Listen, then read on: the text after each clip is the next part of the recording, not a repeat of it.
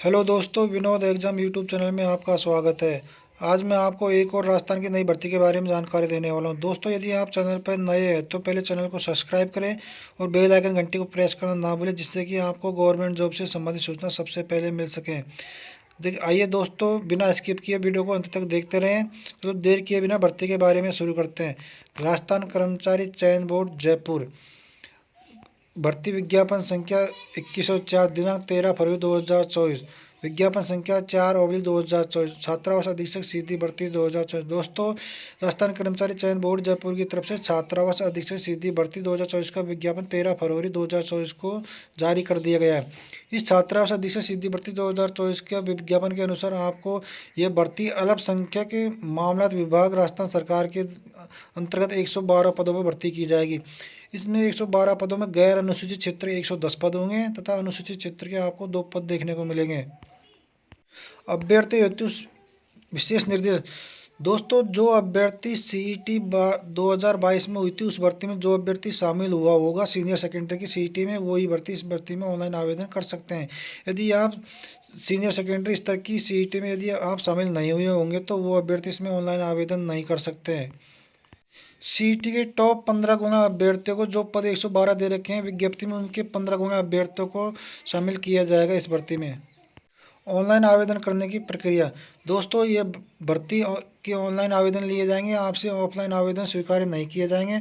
Online आवेदन करने के लिए आप या तो सिटीजन ऐप के माध्यम से ऑनलाइन कर सकते हैं या किसी ई मित्र पर जाकर आप ऑनलाइन आवेदन कर सकते हैं। ऑनलाइन आवेदन करने के लिए आपको या तो आधार कार्ड से या जन आधार कार्ड से या फिर 10वीं की मार्कशीट से आपको ओटीआर करना होगा। ओटीआर करने के लिए आपको चालान निर्धारित किया हुआ है, उसके आधार पर आपको ओटीआर करना होगा। ओटीआर करने के बाद आपको बार बार ओटीआर करने की ज़रूरत नहीं है। यदि आप ओटीआर करते समय आपको कोई प्रॉब्लम आ रही है तो आप रिक्वायरमेंट पोर्टल पर जाकर हेल्प डेस्क के नंबर या ईमेल से संपर्क कर सकते हैं या फिर ई मित्र हेल्पलाइन नंबर के माध्यम से आप ऑनलाइन समस्याओं का निपटारा कर सकते हैं। एक बार पंजीयन शुल्क। दोस्तों, आप SSO ID से जाकर ओटीआर करने के लिए आपको ई मित्र या CSC सेंटर जाना होगा, जिसके लिए आपको अतिरिक्त पिछड़ा वर्ग या अन्य पिछड़ा वर्ग या सामान्य वर्ग के कैंडिडेट को 600 रुपये का चालान रखा गया है। जबकि राजस्थान के मूल निवासी हो या अतिरिक्त पिछड़ा वर्ग हो या SC ST कैंडिडेट हो, उनके अनुसार उनके लिए 400 रुपये का चालान रखा गया है। जबकि समस्त दिव्यांग छात्रों के लिए भी 400 रुपये का चालान रखा गया है। इसको आप एक बार ही जमा करवाए, ओटीआर करवाए, उसके बाद आपको बार बार चालान देने का दे नहीं होगा।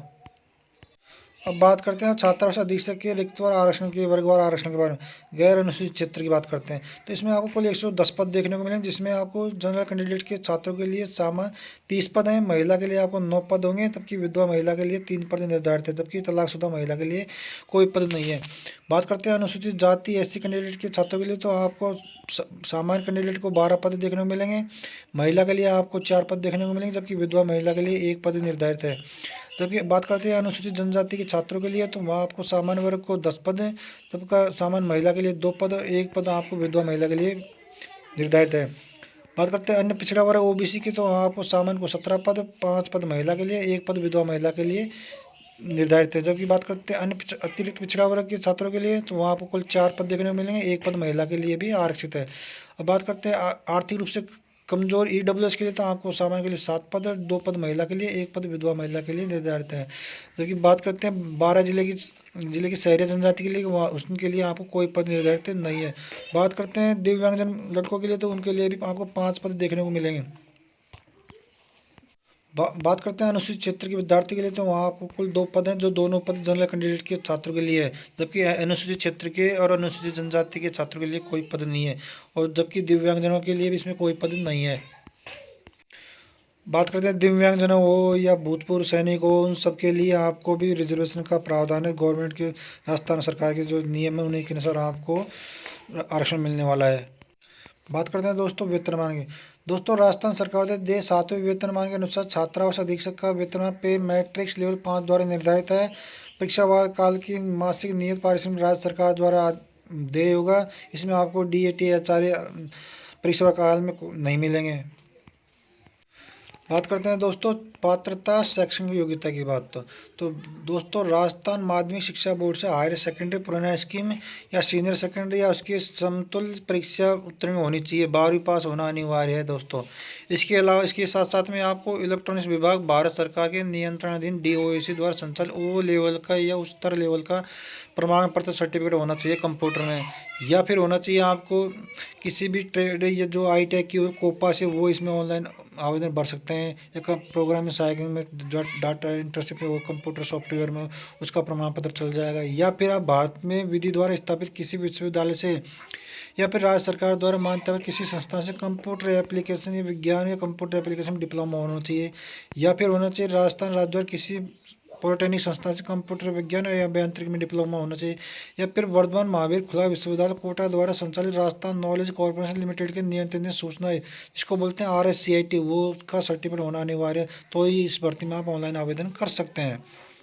इन्हीं के साथ साथ आपको देवनागरी लिपि में हिंदी लिखने का कार्य का ज्ञान होना चाहिए, उसी के साथ साथ राजस्थान संस्कृति का भी आपको ज्ञान होना चाहिए। बात करते हैं अन्य योग्यताओं में, तो स्वास्थ्य की बात करते हैं तो छात्र अध्यक्ष के पद पर भर्ती के लिए उम्मीदवार को अच्छी मानसिक और शारीरिक रूप से स्वास्थ्य होना चाहिए। बात करें चरित्र के बारे में तो उसका भी चरित्र अच्छा होना चाहिए, छात्र अध्यक्ष के पद पर नियुक्ति के लिए हो सके। इसके आपको किसी शिक्षा अधिकारी या किसी फर्स्ट ग्रेड के कर्मचारी के द्वारा आपको 2 सर्टिफिकेट प्रस्तुत करेंगे करेक्टर से संबंधित। बात करते हैं राष्ट्रीयता, तो भारत का नागरिक होना चाहिए, नेपाल का प्रजातंत्र नागरिक होना चाहिए, भूटान का भी शरणार्थी, तिब्बत के शरणार्थी वो भी इस भर्ती में ऑनलाइन आवेदन कर सकते हैं।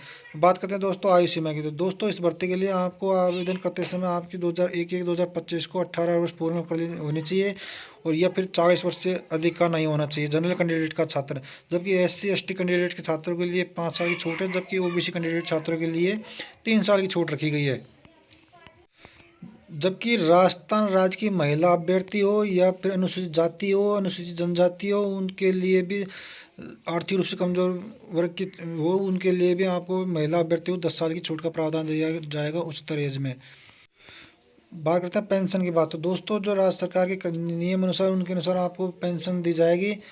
परीक्षा का आयोजन की बात करें तो परीक्षा छात्र सदस्य के पदों पर भर्ती बोर्ड द्वारा कंप्यूटर आधारित परीक्षा CBT हो सकती है, या टैबलेट आधारित परीक्षा TBT भी हो सकती है, या ऑफलाइन मोड में आपको एग्जाम करवाई जा सकती है, जिसकी सूचना आपको अलग से राजस्थान कर्मचारी चयन बोर्ड की वेबसाइट पर मिल जाएगी, और बोर्ड के पास परीक्षा का दिनांक और स्थान परिवर्तन करने का खुद के अधिकार रखता है।